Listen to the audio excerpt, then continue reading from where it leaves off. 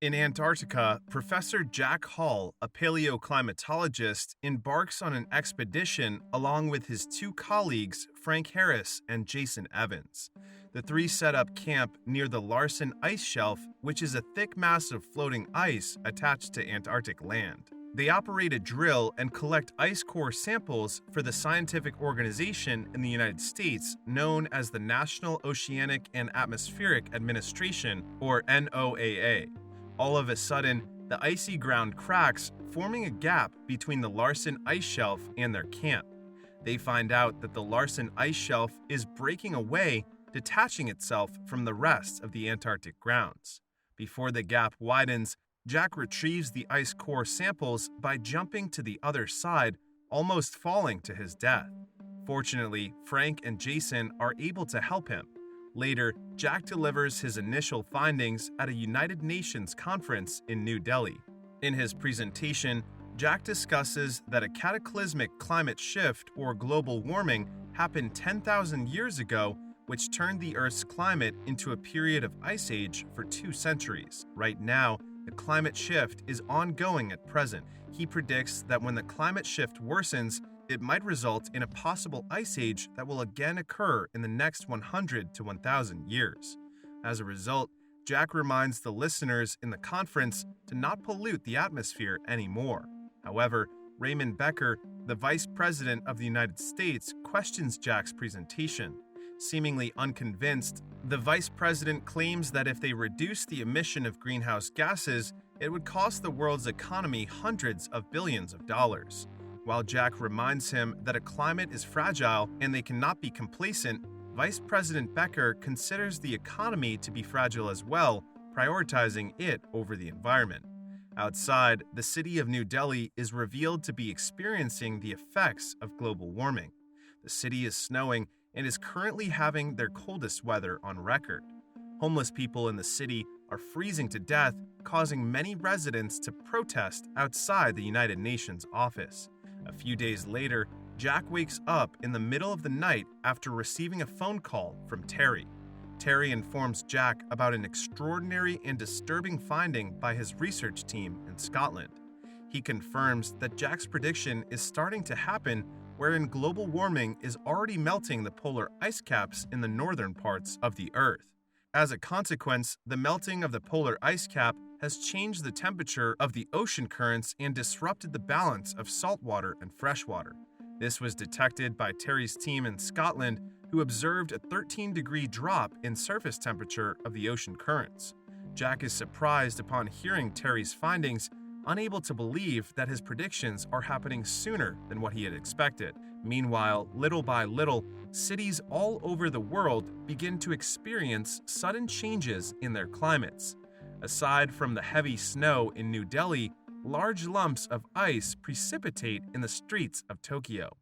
Los Angeles, known for its stable climate, suffers many casualties as a group of huge and deadly tornadoes emerge in the city all at once.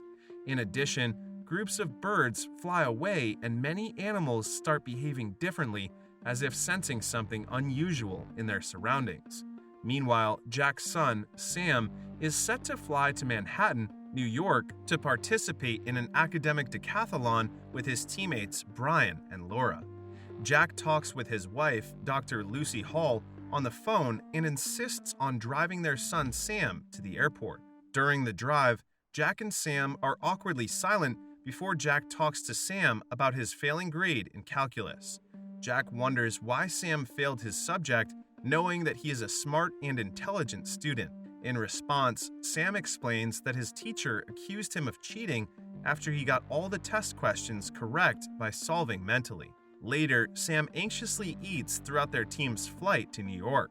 Laura tries to ease him until the pilot instructs them to fasten their seatbelts, announcing that they will be having a bumpy ride for the next few minutes. The impact makes Sam hold on to Laura's hand before he shyly pulls away as the plane recovers. During the competition, Sam, Brian, and Laura meet another student named JD who becomes interested with Laura, offering her a tour around their school. Brian then teases Sam, telling him that he's got serious competition. And when the night deepens, heavy rains start to pour in the city of New York. The next day, the news about the recent tornado in Los Angeles reaches the students. As a result, the President of the United States permits the Federal Aviation Administration, FAA, to suspend air traffic.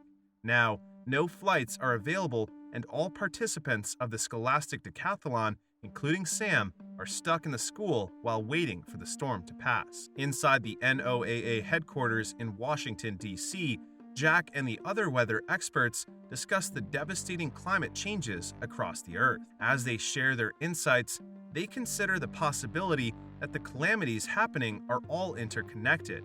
According to Janet Takata, NASA's meteorologist, the solar output is normal, implying that the force that has been affecting the changes in global weather might not come from the sun.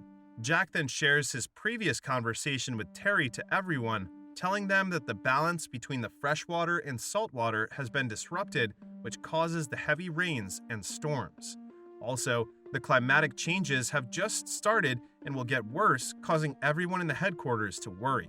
Later, Janet approaches Jack and offers her help in building a forecast model to predict what will happen.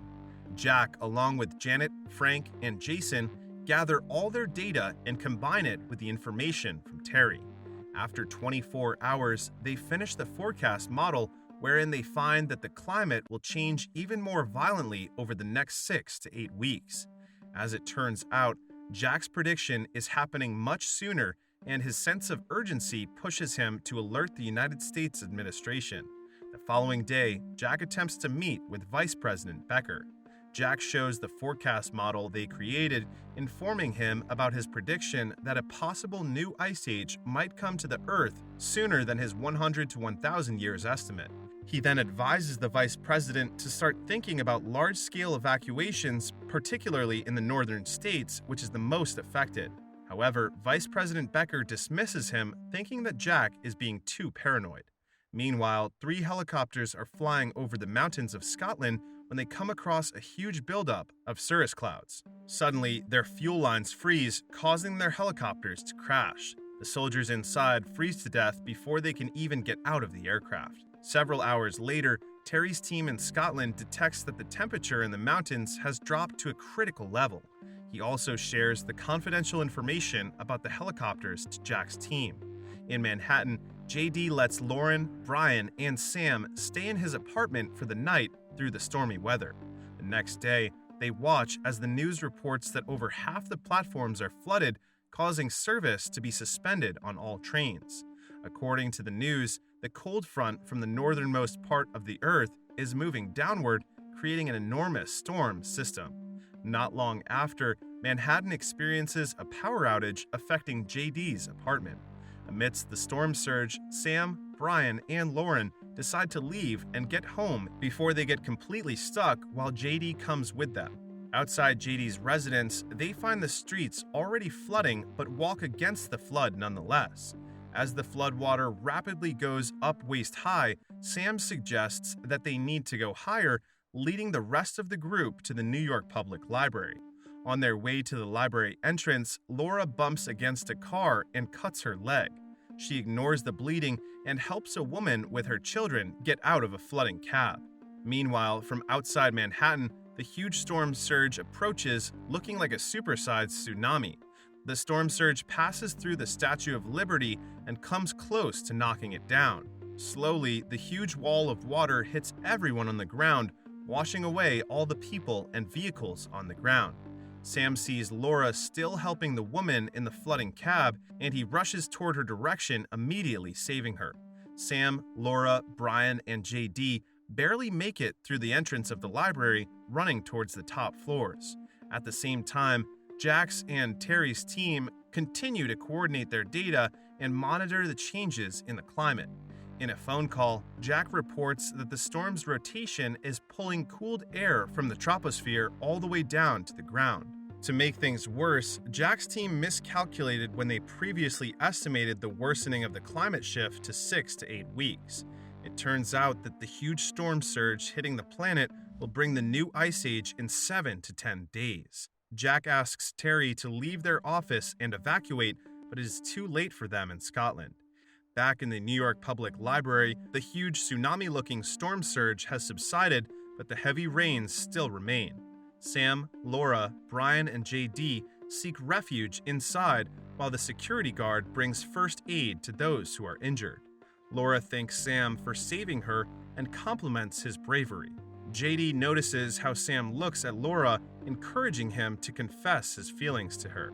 After a while, Sam approaches a woman on the information desk and asks if the library has payphones. According to her, the payphones are on the mezzanine and might be already underwater. Despite that, Sam rushes to find the payphone in order to contact his parents. Laura follows Sam, and the two of them go to the lower floor to access the payphone. He swims through the cold flood in the mezzanine, trying to contact Jack. Around the same time, Sam's mother, Dr. Lucy Hall, reunites with her husband Jack and meets him in the NOAA headquarters. She expresses her worry that she can't reach either of her families on the phone. Jack brings Lucy inside his office, where Lucy finds Sam's photographs displayed on Jack's table. They briefly talk about Sam, as Lucy reminds Jack that their son rarely feels his presence because he is always at work. Shortly after, they receive a phone call from Sam. Sam updates Jack and Lucy about his whereabouts as he requests them to inform Brian's and Laura's parents as well. Just then, the flood continues to rise in the lower floor of the library, making it difficult for Sam to talk on the phone. Jack instructs Sam and his teammates to stay warm and indoors because the storm will turn into a massive and deadly blizzard. Jack also tells Sam to wait for the blizzard to pass, making a promise that he will for him in New York. The call gets cut off as the floodwater rises through the ceiling. Laura calls out to Sam on the lower floor, anxiously waiting for him. Sam swims up, but is then freezing. Laura immediately comes to his aid. They go back to the upper floors of the library while Laura tries to find dry clothes for Sam. She wraps a warm and dry coat around Sam before hugging him close. Sam initially freaks out a bit, but Laura explains that she is using her body heat to stop his body chill. Sam smiles to himself, telling her that he is starting to feel better. Later, the rest of the refugees inside the library wrap themselves with clothes as the weather is growing colder. They find that the rain has turned to snow and that a Russian cargo ship has somehow drifted inland. Later in the NOAA headquarters, Jack is preparing his protective gear to go to New York. His boss, Tom, approaches him and instructs him to try to explain the situation to the administration again. This time, he will be briefing the president directly. During the briefing, Jack presents the data they gathered along with the information that Terry's team in Scotland has shared with them. Jack announces that there will be a global realignment wherein the superstorm will last 7 to 10 days. By the time the storm is over, ice and snow will cover the entire northern hemisphere. In addition, the Earth's atmosphere will remain at an average temperature close to that of the last ice age. The best solution as of the moment is to evacuate the people in the southern part of the United States to Mexico.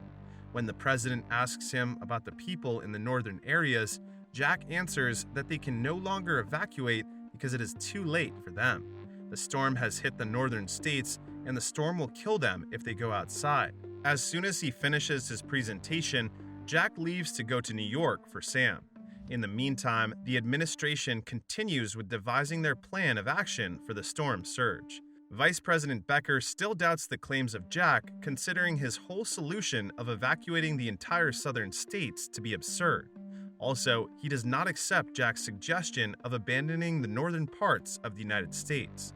Tom defends Jack against Becker, reminding him how he neglected Jack when he was previously warned about the storm surge. After much contemplation, the president decides to follow Jack's plan and begin their operation in evacuating the southern states to Mexico. However, as many U.S. refugees are illegally fleeing south, the border into Mexico has been closed off. The president manages to negotiate a deal to forgive a huge amount of Mexico's debts in exchange for allowing the American refugees to cross the border. On the other side of the camp, Janet receives a satellite report from the NASA astronauts showing the exact predictions of Jack's team, wherein huge amounts of ice and snow are already covering the Earth. She also observes that the eye of the storm surge is already approaching New York, hoping for Jack and his team's safety. Back in Scotland, Terry and his team eventually lose their electricity and signal.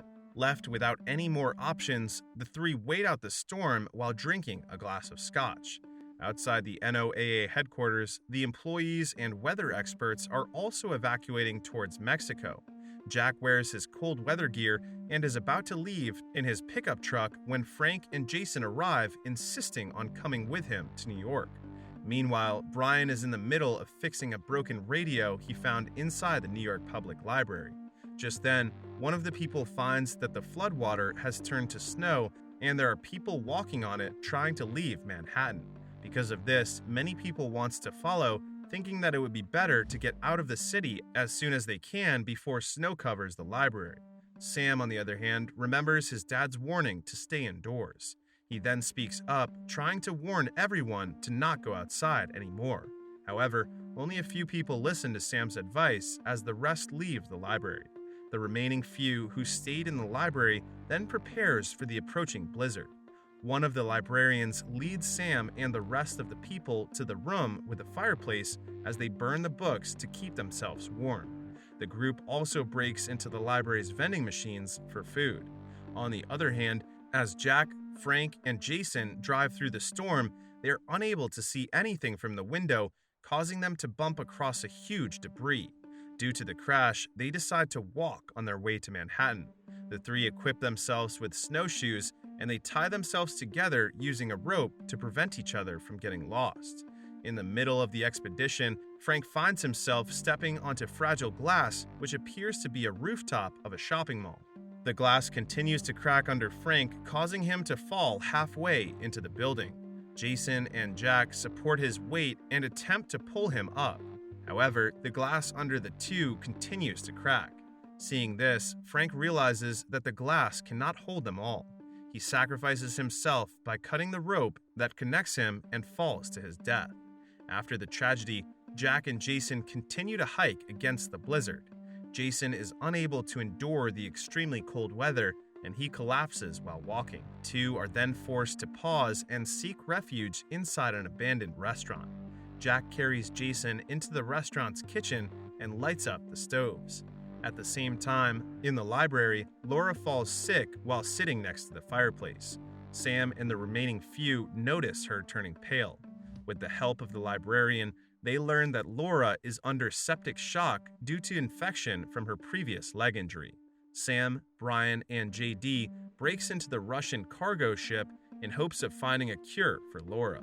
The three successfully acquire penicillin inside the ship's medical compartment when suddenly an escaped pack of wolves also enter the cargo ship. One of the wolves attacks them, injuring JD's leg in the process. But Sam lures the wolves out, and the three successfully escape the ship. Sam and Brian hold JD along with their food and medical supplies, trying to make their way back to the library. At the moment, Sam notices that the storm's eye is closing in, so they run back as fast as possible. Together with the others inside the library, they quickly add books to the fireplace, keeping the fire burning. A few hours later, Jason wakes up as he and Jack resume their journey. The eye of the storm surge has passed in their location, and they are already close to Manhattan. On their way, they find several evacuees already frozen. Even so, Jack intends on keeping his promise to Sam and continues on hiking with Jason.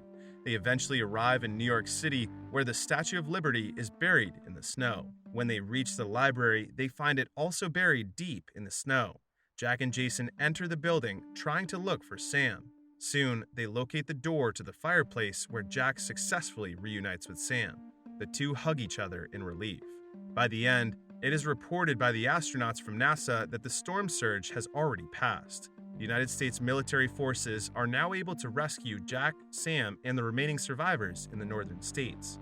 The newly appointed President Becker delivers his first State of the Nation address, where he shares the important lessons learned from the deadly storm surge. He emphasizes the importance of taking care of the environment to prevent any more calamities in the future.